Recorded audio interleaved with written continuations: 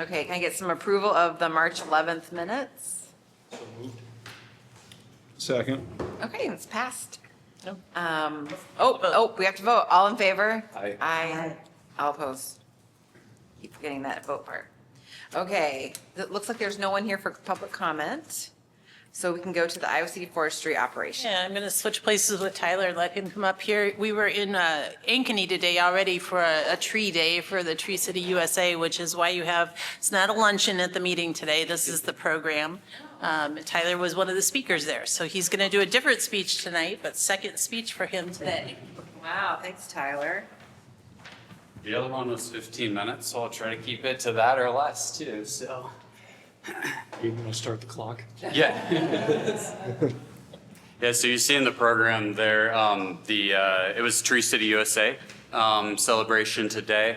They've been doing it in Ankeny for the past few years at the FFA Enrichment Center on DMAX campus there. Really nice space, always a nice program. You get to see the other communities around the state that are doing a lot of good things with trees. And we're in here multiple times because we were, I'll probably get to it at some point, but we're Tree City USA, Tree City of the World, and got a growth award this year. So Tree City USA is kind of the base level, and then the other things you have to do more to reach those milestones. So it was a fun day to be with other tree people. Okay, so tonight we're going to talk a little bit about our forestry operations in general. We're a little unique in a sense that our parks and forestry are combined into essentially one entity. Not every city is that way. Some cities, forestry is within Public Works. Some cities, it's within Parks and Rec, but it's not directly kind of sistered up with parks the way ours is. And then a few other communities have more like a utilities type group that does theirs. Another example of the way ours is functions would be Coralville or Burlington is similar. So there's other communities in the state with a similar setup. So first and foremost, all of our forestry kind of decisions are based back on the research and knowledge we've had from management plans over the past 10 years.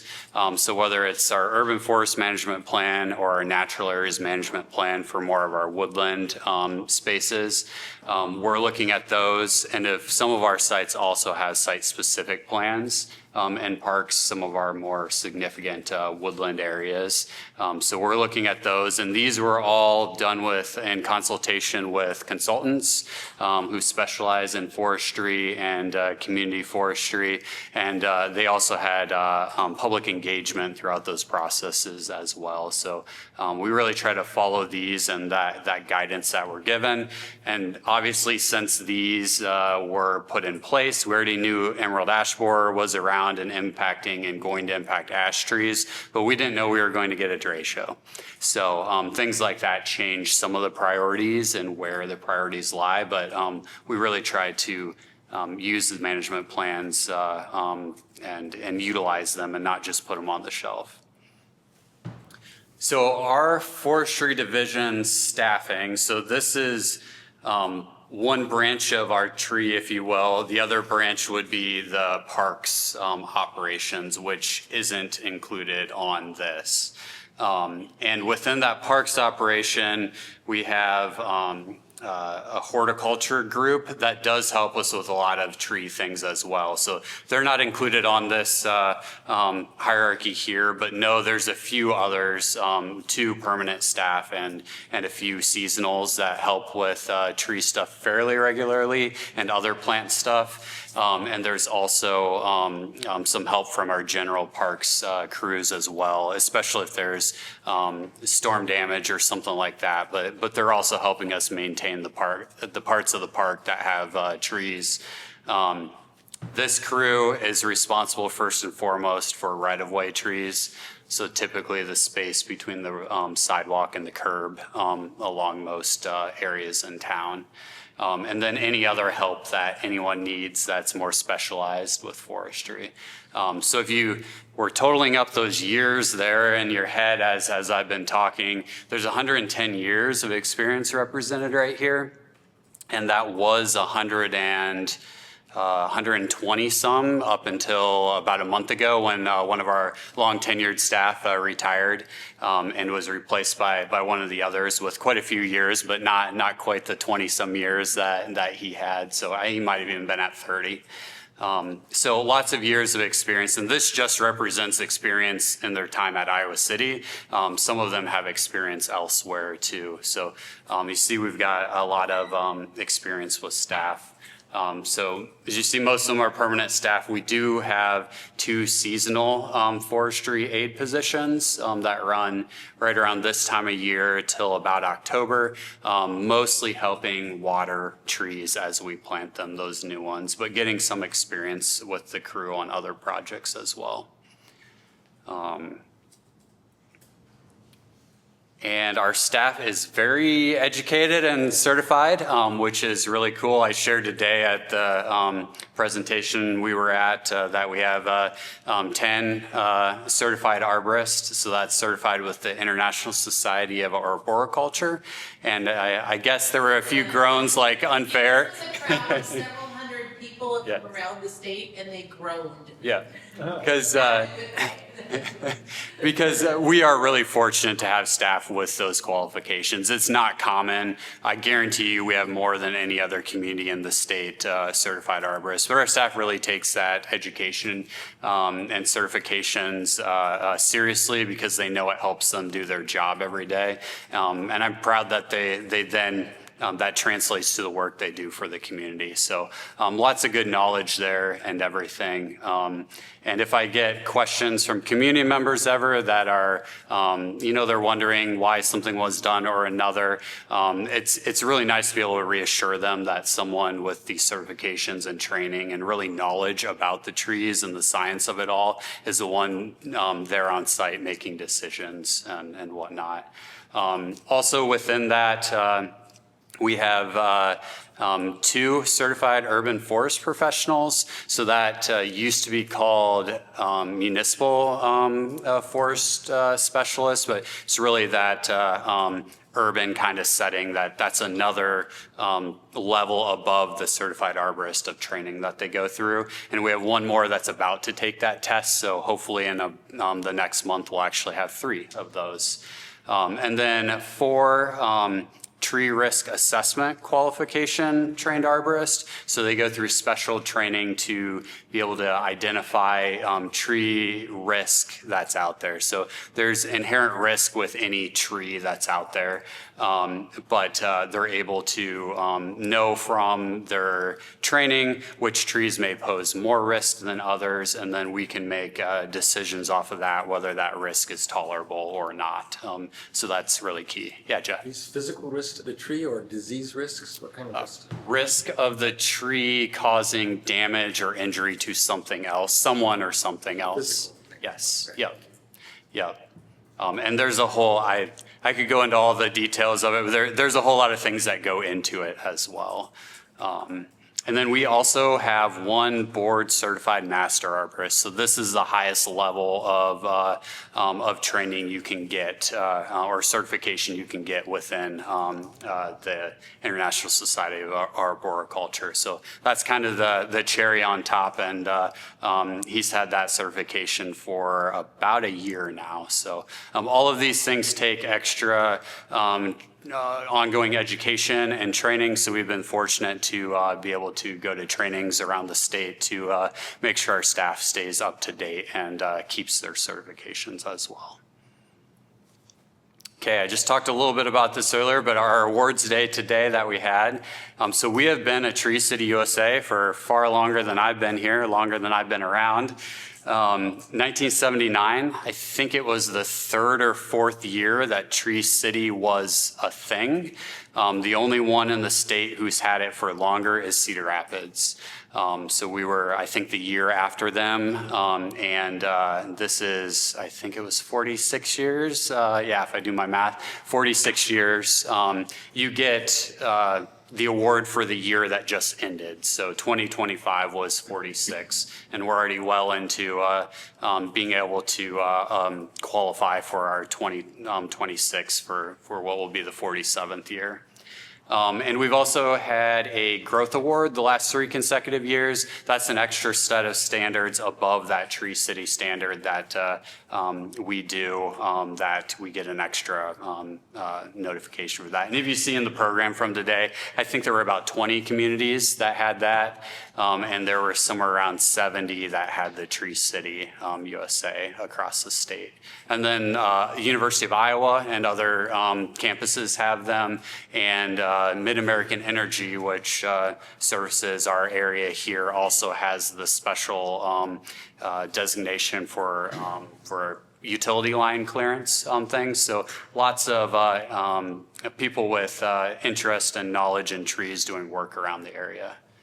And then this year, for the first year, we applied for the Tree City of the World, and we were happy to get that. This has been around for maybe 4 or 5 years. It wasn't really announced widely when they started, or I don't remember it, but once we found out about it, we've applied now, and we're happy to get that as well. There were only 4 of those communities in the state. Yeah, Caleb? What are the factors they consider to select you as a Tree City of the World? Yep.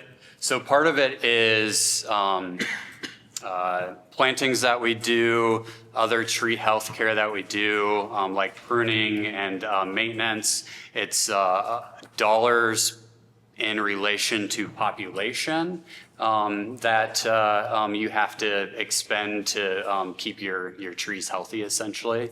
And if you're doing the right things, you will meet that threshold with your forest. So we're not spending any extra than we would be to keep a healthy forest anyway.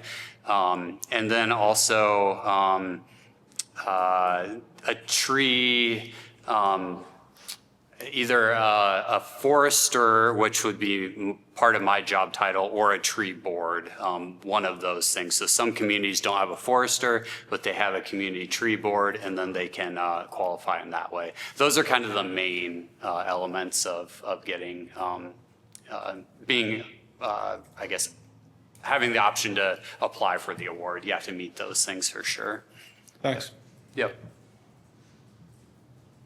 Okay, so with all those things we're doing good, we also have some ongoing challenges. So these are things we face every day and yearly, and they seem to be getting a little bit worse some of the recent years.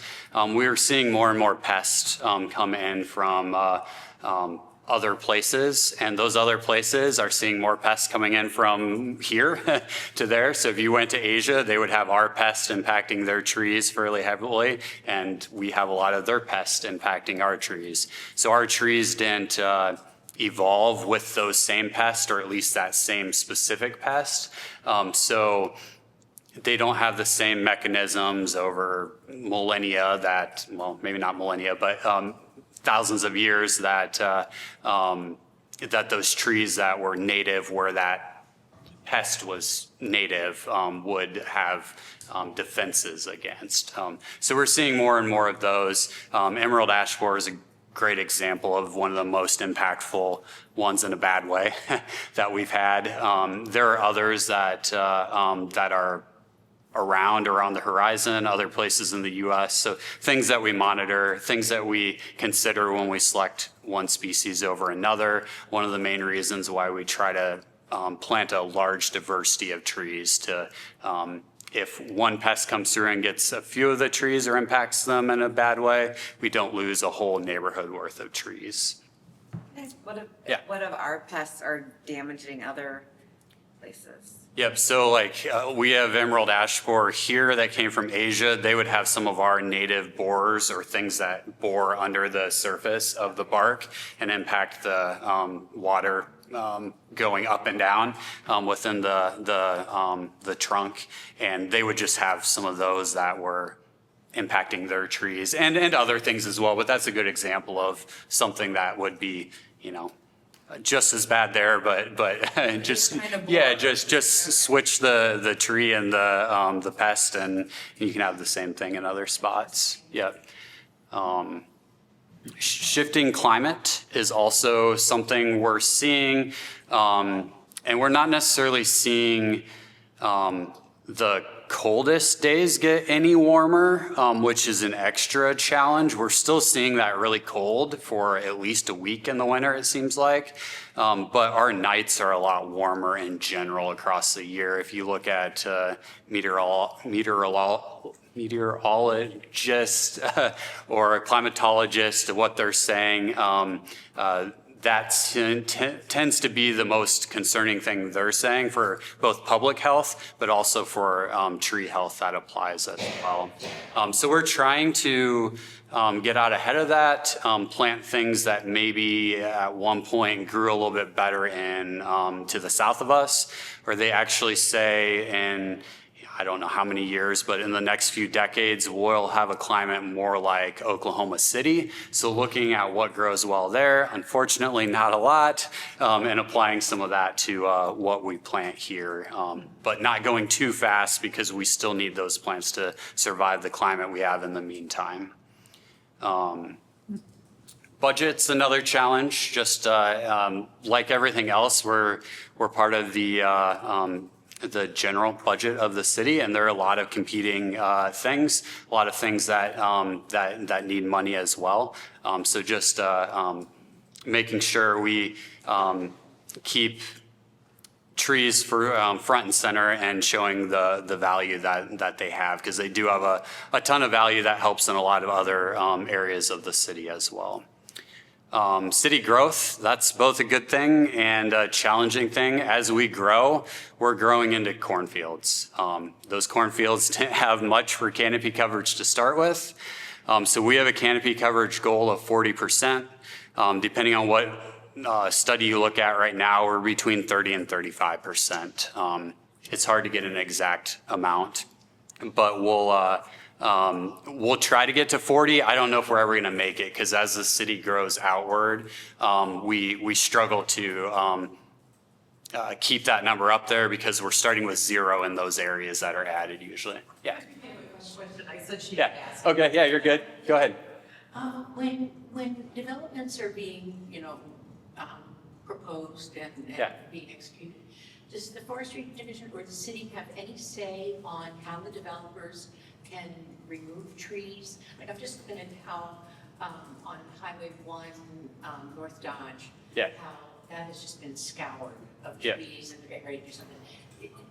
Once the developer gets the land, can they do whatever they want with it, or are there any limitations on what they can do with trees? Yep. In some cases, there are limitations. The best people to answer the specifics of it would be people in the planning department, because they work on that code and things like that. But there are sensitive area ordinances that prevent some removal in some instances, but I don't know all the specifics or what all they have. Usually there is, in that case, if a certain number of trees are removed, a certain number need to be replaced as well. So there are some ways, and as new developments happen, sometimes there have to be so many trees planted in the yard before occupancy can be granted for the house. Sometimes those are street trees as well. It just kind of depends on which development is and how it's set up. But yeah, that's a great question.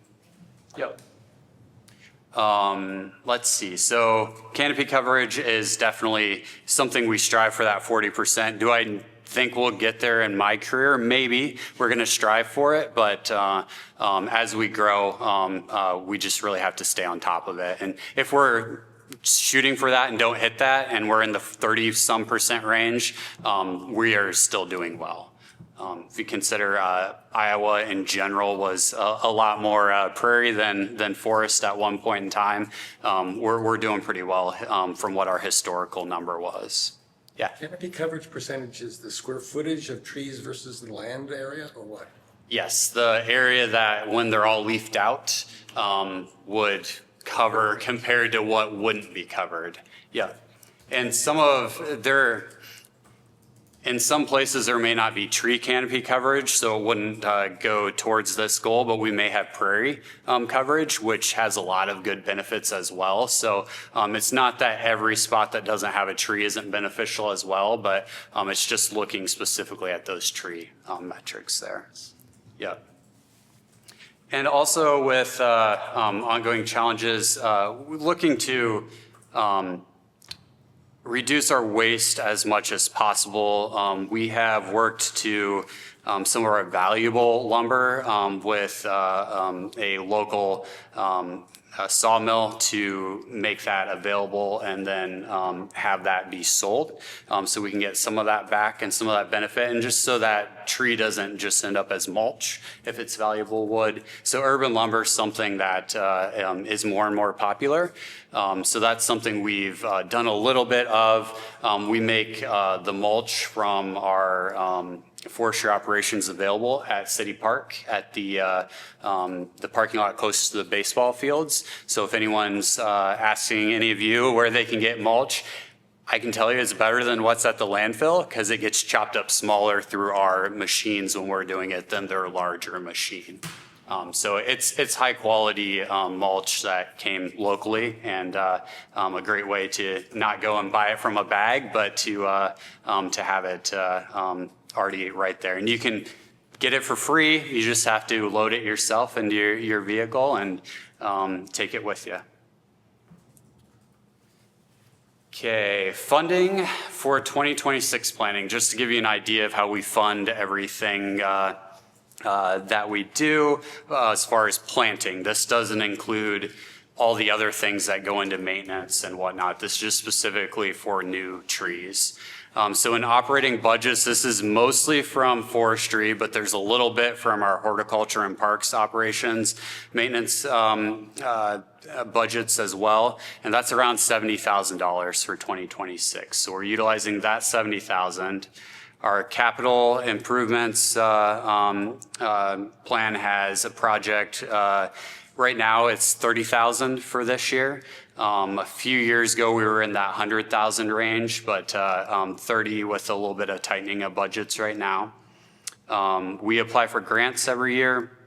So currently we have a $30,000 grant we'll be utilizing. That's a state grant that's federal pass-through dollars from the Rescue Plan Act. So that money is finally available. We waited about a year to have that freed up, but that's finally available. We'll be utilizing that.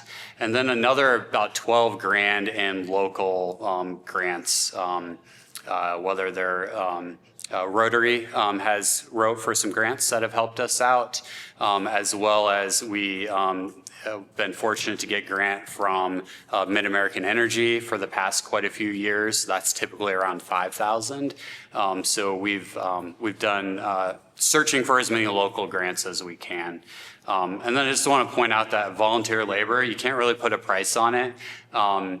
It's not as much about the work that they do when they're planting it as the connection they make with those trees, with our parks, with our staff, taking that knowledge they get about planting trees back to their neighborhoods, to their families, and being able to share that and amplify what we can give as a message, because they're little messengers for us then as well.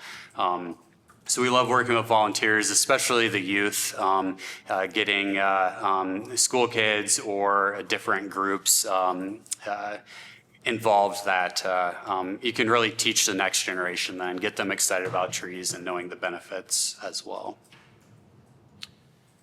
So planting maintenance, planting and maintenance. So our total forestry budget's around $1.25 million.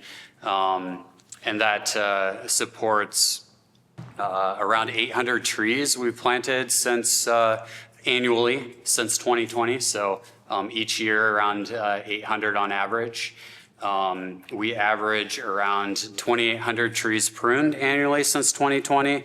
That includes a few years before we had 2 different truck setups on the forestry crew as well. So our efficiency has almost doubled in some instances in the last 3 years. So I expect this average to continue to go up as we, if you're looking at a 5 to 6 year average in the future. And then we do remove trees every year, average about 375 that the forestry crew or our contractors that help us with some of the larger, most challenging trees, they are part of that total as well. So around 375. So if you compare that 375 removed to the 800 planted, we like to stay in that range of planting 2 for every 1 removed. So this is showing that we are doing that right now within our forestry operations, and our this is mostly street trees and then some of our park trees as well. I got a couple questions on Yeah. that one. So the 1.25, Yes. that includes your salaries and wages for Correct. your staff? Yeah. Do you all, with your trucks and the different vehicles you have, do you lease those or are they city-owned? And then if they're city-owned, are they viewed as like department-owned, or are they cities that you pay a certain ongoing amount Yep. to use them? Yeah, great questions. So the trucks are owned by the city, by the equipment division of Public Works. So we have a charge back per month for things like maintenance and the vehicle. And then we have an amount that's set aside as well for future vehicles. So we don't have to request a large capital amount to replace that vehicle. If we wanted to add to our fleet, like we did a few years ago, council did approve a couple of larger amounts for an additional vehicle to the fleet, and it's part of a capital kind of expense with that. So yeah, good questions. Appreciate that. One more. I was going to ask you about this before you got to it, but the removal plan? Yeah. So I know you would do it, you mentioned earlier, like risk assessment and that kind of stuff, but within golf courses, it's a big thing that tree removal has been like a trendy Okay. thing to do over the last probably 5 years. A lot of that having to do with airflow Okay. in certain spaces, but then also turf management, right? Just grass growth.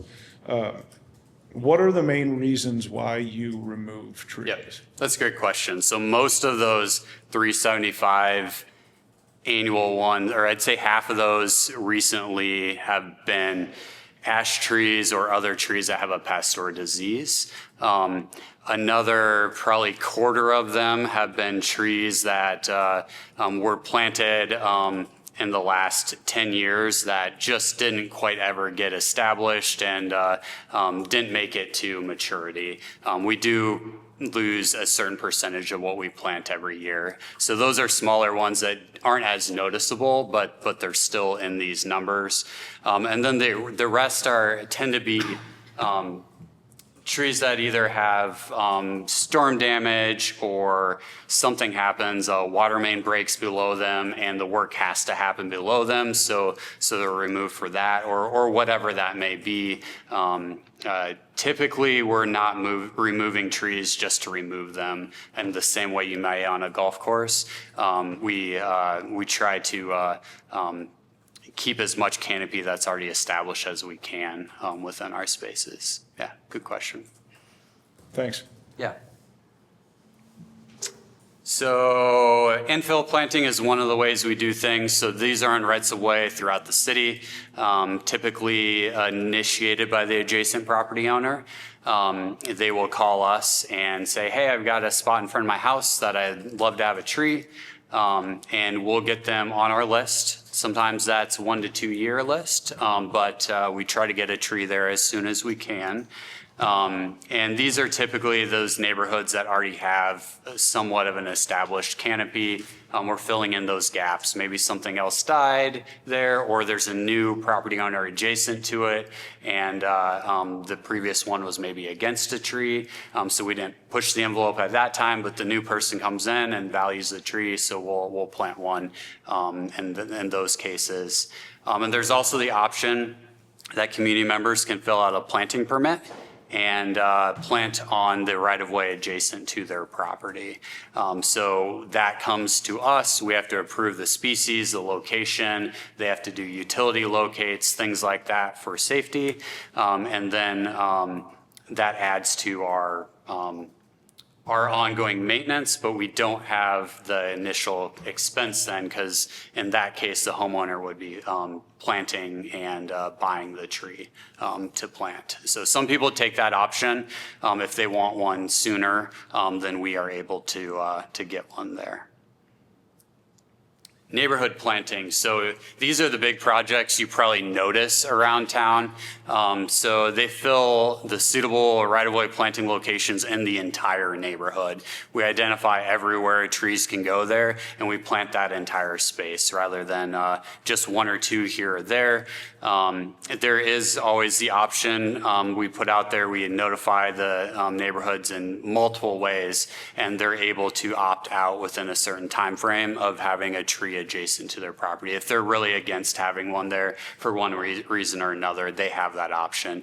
Not a large number of people reach out and say they don't want a tree, but that is an option for them to make sure, their voice is heard as well, since they're the ones living closest to those trees.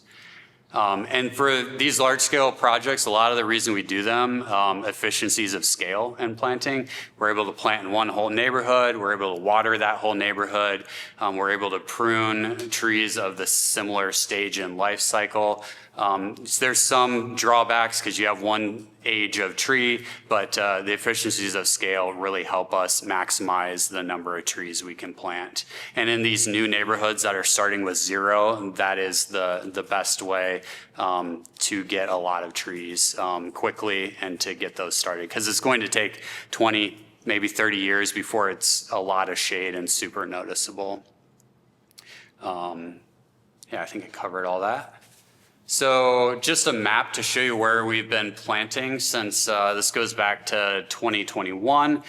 So you can see the different color codes, kind of the lighter, the purple, the older or longer ago we did the planting, and then all the green ones on there are this year's planting locations that we will be doing.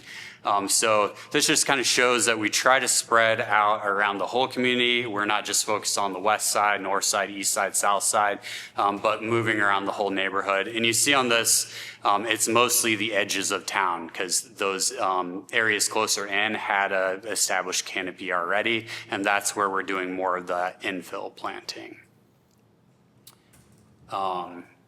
So we also do infill planting in parks. And a lot of those projects are where we are able to get volunteers involved. It's a lot safer for volunteers to plant in a park than right next to a busy road, or even if it's a low traffic road. There are more utilities in the rights of way than there are in the parks.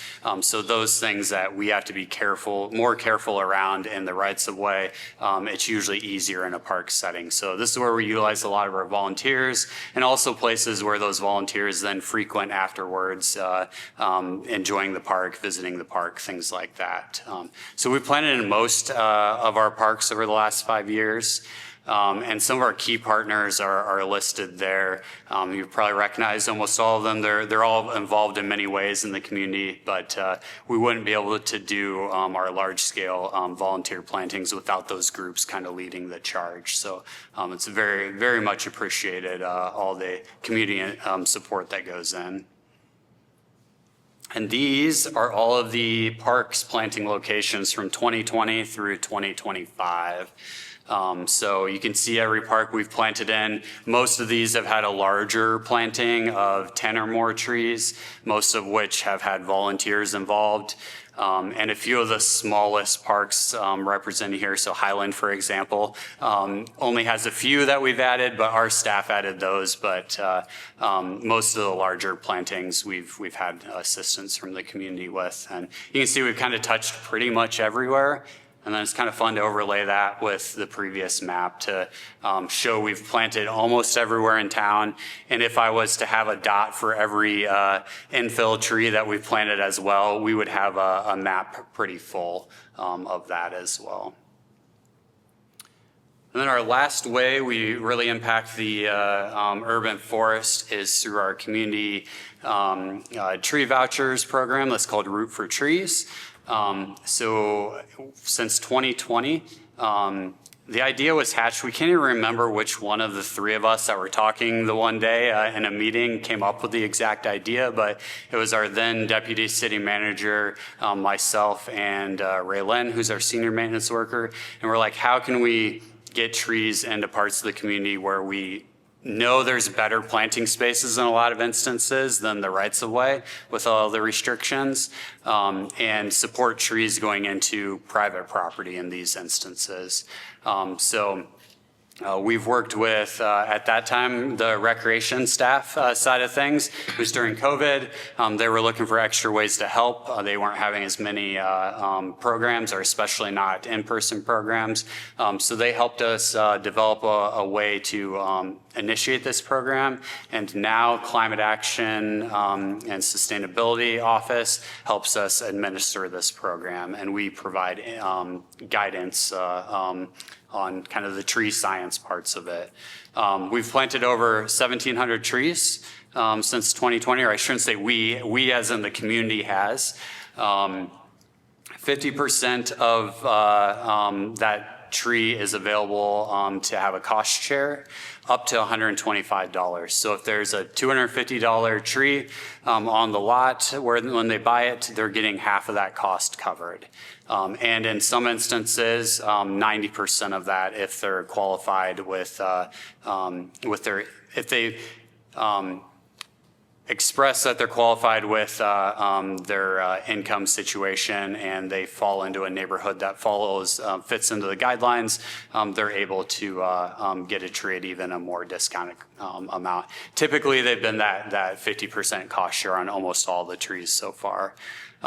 This is also a partnership with our local garden centers. So it's a way to keep local dollars local, going through the economy locally. So Iowa City Landscaping and Earl May have both been super great partners on this. So we mail out the vouchers after they're requested and verified. The community member gets that. They take them to one of these two garden centers, present them to the staff there when they're buying the tree, and then they get the discount from there. And then the garden center sends those back to us for reimbursement. So this was initially funded through the budget option for the emergency levy that Climate Action was kind of helping us with and utilizing. That has been that ability has been removed by the state, but it's been such a successful and important project that at this point, council has still funded this. So super appreciative of that. Like I say, it's been a lot of departmental collaboration on this, and it's really a great tool for positively impacting the larger urban forest. Not a lot of places have done this around the country, but I've had interest when I've talked about it at conferences from other cities.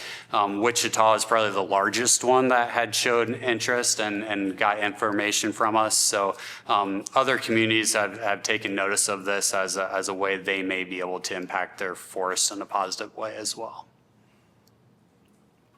And here's just the map of where all of those vouchers have went from 2020 to 2025. So some of those dots are really stacked on top of each other. You probably you wouldn't be able to even count all of them, but it's just showing that these have been spread all over the community.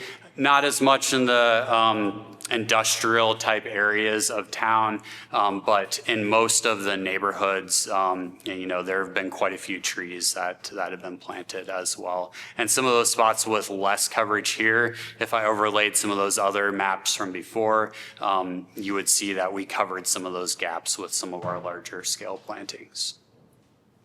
Okay, that was most of it. And I know you had asked some questions along the way, but if you have any other questions, I can answer them now.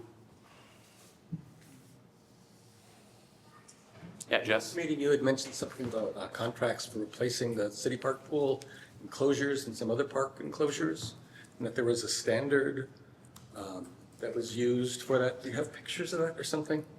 Or what does that look like? Yeah, our parks master plan has the details of them all, so that would be the best publicly available way to see those. But examples would be that we have quite a few of them already in the system. So the larger shelters would be like the one at there's one at James Allen McPherson Park. There's a large one at Willow Creek Park. Weatherby? Yeah, Weatherby has one of those. There are other ones I'm probably blanking on now. Those are 3 great examples of the large ones, though.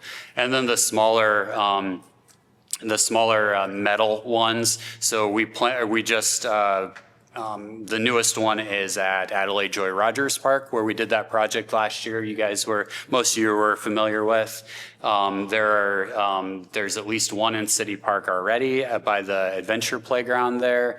There are others in Fair Meadows and Scott Park, and places kind of spread throughout. There's one in Villa. There are a few different roof styles on them, but they're all a similar metal post and metal roof structures. Like at Hickory Hill and like at Sturgis Ferry? Hickory Hill, the new one at North Hickory Hill and Sturgis Ferry, correct. Those are like those as well. Yep. Any other questions? Yeah. It's not a question, but a comment. I live kind of right across the street from the skateboard park in progress, so anybody wants a report on what they're doing, I can tell you. I was very glad to see that the large trees, the really kind of historic trees between the boathouse and where the park is going to be, where the skateboard stuff and skating stuff is. Yep. Were not removed. I was so worried about those trees. And because they really do have a historic, role in Iowa City as well. And so I think they really only removed 4 trees, and 3 of them were quite small. Yep. So it's going along, a lot of mud over there now. Nice. Okay, well, thank you so much, Tyler. That was awesome. Amazing information. Who knew? Okay, so Julie, would you like to report? Yeah, and Tyler and I have not talked about who's talking about which projects, so I was going to run through them. Okay. And I'm back to work, working part in the office and part remotely. I had my knee replaced 6 weeks ago, so Tyler may know more of the details on some of these things anyway. But City Park Pool continues to progress. Not quite as fast as we'd like, but it is progressing. We're still looking at a midsummer opening, but we still do not have a date on what that looks like. We have optimistic dates, and we are just not ready to announce when that might be. We really hope it is midsummer. Our plan, assuming it's going to open midsummer, is to do it more of a soft opening when it does open this year. I mean, it will be open, and every kid that runs in that first day is going to have a great experience. But we don't think we'll be doing a great big ribbon cutting hoopla event. We will do that probably in June of '27. So we'll probably wait until the beginning of the next summer season and have kind of everyone that comes to the pool, like the first 500 or 1,000 people will get some kind of commemorative item. We'll do some things to make it a special opening, but we just think it's better to wait and plan a bigger event when we have more concrete dates for that.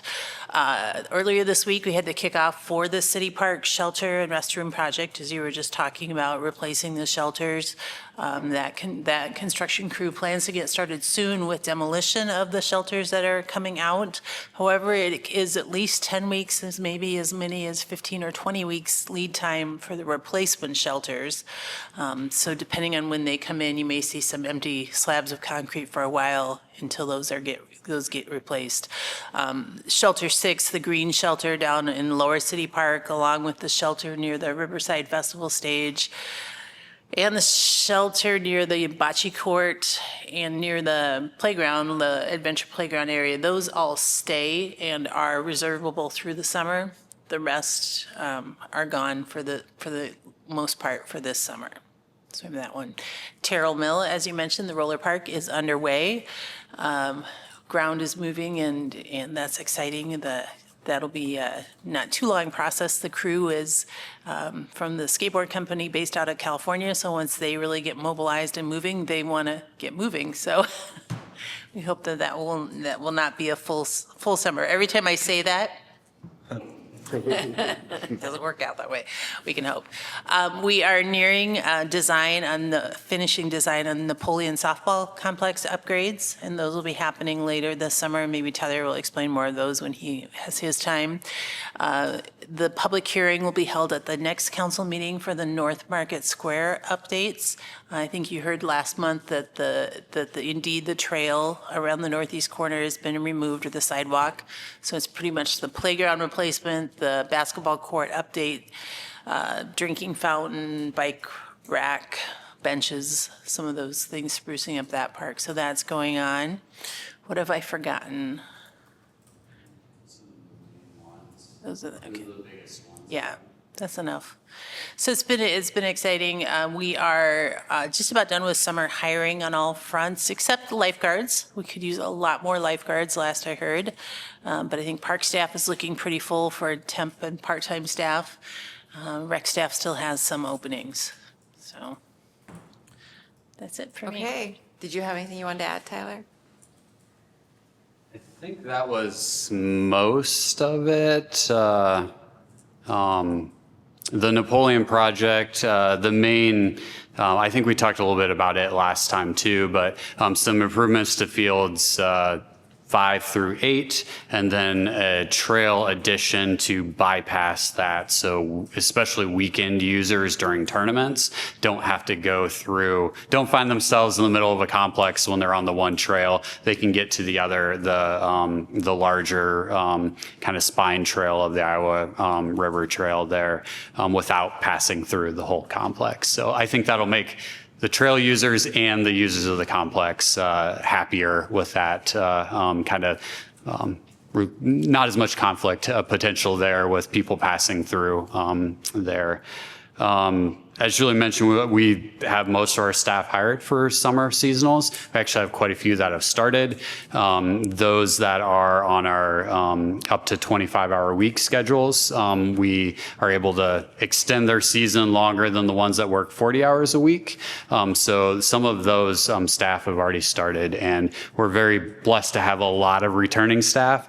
So less training, they're able to hit the ground running. They know the crews already. They've operated the equipment, know where the park boundaries are. That's always the biggest learning curve, finding the park if they're not from Iowa City or if they haven't been to all neighborhoods of Iowa City, and then knowing where those boundaries are, because some of them have, they're not squares usually. So those are kind of, those are the main other updates that I would have. Great, thank you. All right, so we can do commission time. Caleb, do you have anything you want to bring forward? No, I do not. Okay, Ryan? Nope. No? Okay, Jeff? No, thank you. All right, Mary Helen? What are we doing now? Oh, look, so if you have like an agenda item suggestion or anything you wanted just to say. Oh, okay. Well, I guess I kind of do. Okay. At the risk of beating a dead horse, because I swim at the rec center here, and usually on Saturdays as well, I was reminded, I'm often reminded, and I was reminded this last Saturday, that there often are people who come with families with kids at, 2:00 or something, and they don't realize, because they're not regular weekly users, that the pool is going to close at 3. And they're really perplexed by that. And they're sad that they, parked and paid for it, and then they got 3 little kids ready to, and they're going to have a half an hour in the pool. And so I guess I would still like to put out there, if there's any way to keep that pool open on Saturday till a more sort of logical time, like 5, for example, then I just think that would serve a lot of people. So. Yeah, I know there's a number of reasons that go into why it closes at 3. Unfortunately, Brad would be the one that would have the better answer. We can bring that back next month. Yeah, so if we could, For that would be a thing Yeah. I would say to put on the agenda, or talk about anyway. Yep. Okay, thank you. Michael? I do not. Okay, I don't either. So I have motion to adjourn? Motion, I Okay. move that we adjourn. You move. And then Jeff second, and all in favor? I. All opposed? All right, meeting adjourned.